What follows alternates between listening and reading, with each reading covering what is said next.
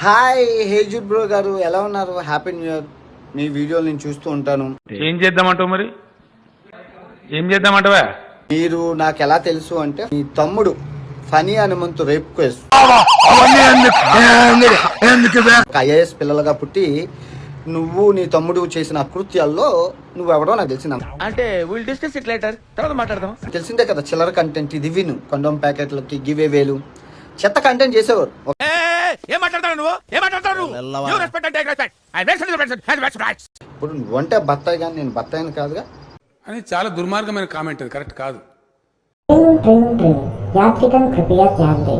మామ అందరు వీడియోలు చూసి వెళ్ళిపోతున్నారు కానీ ఒక్కడు కూడా లైక్లు కొడతలేదు. కాస్త లైక్ కొట్టి ఎంకరేజ్ చేయొచ్చు కదా మామ. ఇంట్లో కూర్చొని ఒక మైక్ పెట్టుకుని చెప్పాలి. ఏది అత్ పత్ పత్ పత్. నేను అలా కాదు, నేను దేశం తిరిగి అక్కడ చూసి చెప్పాలి. సో నువ్వు గూగుల్ ఇన్ఫర్మేషన్ చెప్పాలి, నేను తిరిగి చెప్పాలి. నాకు ఖర్చు అవుతుంది, నీకు ఖర్చు లేదు. ఏమంటారు ఇప్పుడు? ఎందుకనే front there is a crocodile festival. ఇప్పుడు ఆ వీడియో తీసేస్తే 2026 నీకు శ్రీరామ రక్ష.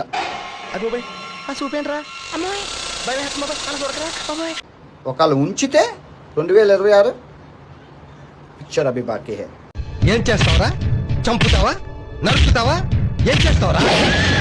ఇది వార్నింగ్ అనుకుంటున్నావా, స్వీట్ వార్నింగ్ అనుకుంటున్నావా, అది అంతా భగవంతుడికి వెళ్తా. But in front there is a crocodile festival. Please నన్ను వదిలేసి, కావాలంటే నా జేబులో 6 రూపాయలు ఉన్నాయి, తీసుకో. ఇక్కడ నీకు నాకు నక్కకి నాగలోకానికి తేడా ఉంది. అవునా?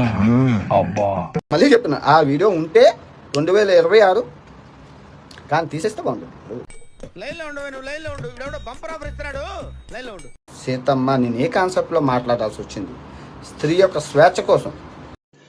రుకో జరా, సబర్ కరో. 60,000 రీపులు చేసింది ఏ మెజారిటీ రిలీజియన్ అంటారు? పోలీసుల లెక్కల ప్రకారం ఎవరు చేస్తున్నారు? ఈ హిందువులు. ఏదో తప్పైపోయింది అంతే. ఫోక్స్ యాక్ట్ ఎక్కడున్నారు మీ తమ్ముడు? ఇప్పుడు చిన్నపిల్లల రేప్ కేసులో ఏమయ్యాడు? ఇది గుర్తుపెట్టుకో, తర్వాత మాట్లాడుకుందాం. 4 ఏళ్ల అమ్మాయిని నేను 1000 రూపాయలు చదివించానని వీడియో చేశాడు ఈ వెధవ. మీ నాన్న నిరోధ వాడాల్సింది అనవసరంగా పుట్టి. ఇంటర్పోల్ లో పెడితే ఏ దేశంలో ఉన్న పీడోఫైల్ గాడిని వెంటనే అరెస్ట్ చేస్తారు, ఏ దేశంలో ఉంటే ఆ దేశంలోని. ఇప్పుడు థాయిలాండ్ లో ఉన్నాడు. థాయిలాండ్ లో కూడా 14 ఏళ్ల అమ్మాయి ఇల్లీగల్ అండి. థాయిలాండ్ లో కూడా ఫస్ట్ ఏంటంటే నేను వదలరు, సెకండ్ ఏంటంటే కుత్త మొదలు పెడతారు, ఎముకలన్నీ ఇరిగిపోతాయి. ఇప్పుడు ఆడు పొగరు అంచాలంటే ఆ ఛానల్స్ రెండు పూసేస్తే మళ్ళీ ఎక్కడికే వచ్చి మళ్ళీ అంటూ తోముకొని మళ్ళీ మొదలెట్టి మళ్ళీ సున్నా నుంచి మొదలవాలి. ఈ జన్మలో ఇంకెవరిని కేలకడం ఏదో నాకు. రాత్రి ఆంజనేయ స్వామి కనబడి సుబ్రహ్మణ్యేశ్వర స్వామిని ఇచ్చారు.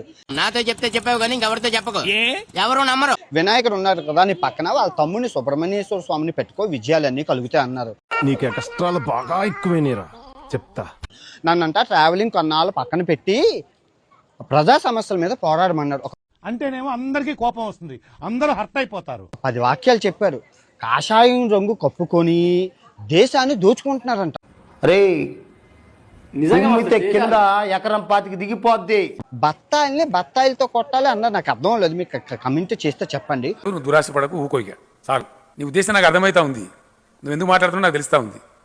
ఇంకొందరు స్వామి మాల వేసుకుని మోసం చేస్తున్నారంట, వాళ్ళు అంతు కూడా చూడమన్నారు. అన్నయ్య చాలా తెలివైనోడు అనుకున్నాను, నాకంటే తెంగరోళ్ళ ఉన్నాడు. సీతమ్మని అంటే నేను ఉన్నాను కదా చూసుకోవడానికి, నువ్వు మంచోడివి, నువ్వేం చేయలేదు. ఏంటి బాబా అన్న, ఇంకోసారి అన్న. సీతమ్మని అంటే నేను ఉన్నాను కదా చూసుకోవడానికి, నువ్వు మంచోడివి, నువ్వేం చేయలేదు.